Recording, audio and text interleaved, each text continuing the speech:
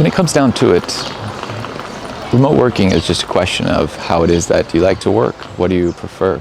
And of course, in your life, at different times, you prefer different things. Maybe when you're younger and single, or looking to build relationships and friendships, you'll want to work around other people in an office. And then in other times, you may just enjoy being able to work in your house or in your apartment.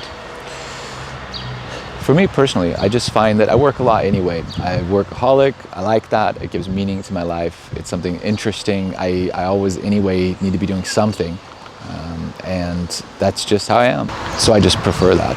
One of the things I do find particularly about remote working is that when you do work a lot, you do also get tired at some point. If you're working 10, 12 hours a day, every day, there's a tendency not to burn out, because that's not something that really happens with me.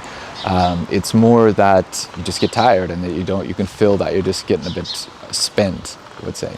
So in an office, I found it just difficult to really be able to disconnect for a few days, and you can take some time off, but I think anyway you do want to work.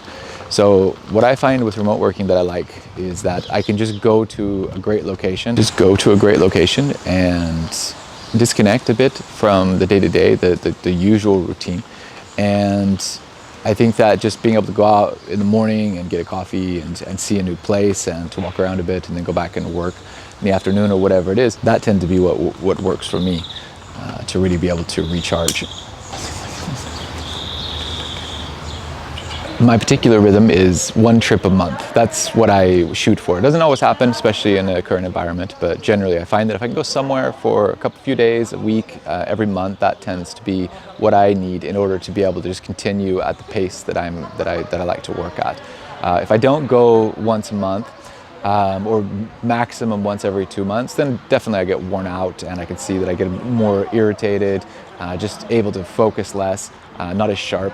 And being out in these kind of places tends to generate creativity, ideas, it lets you see things different ways because it's a different place and you're going to see things in different ways. So the important thing is really that you find your own rhythm, find what works for you. What you can do. As an executive, especially with bigger teams, it could be really challenging, to feel like you can go and be out. I know in the past I've always felt a bit of pressure to not show off the fact that I'm traveling all over, especially not to more exotic locations or to more expensive places. I try to just, I try to be sensitive to the fact that other people can't afford that.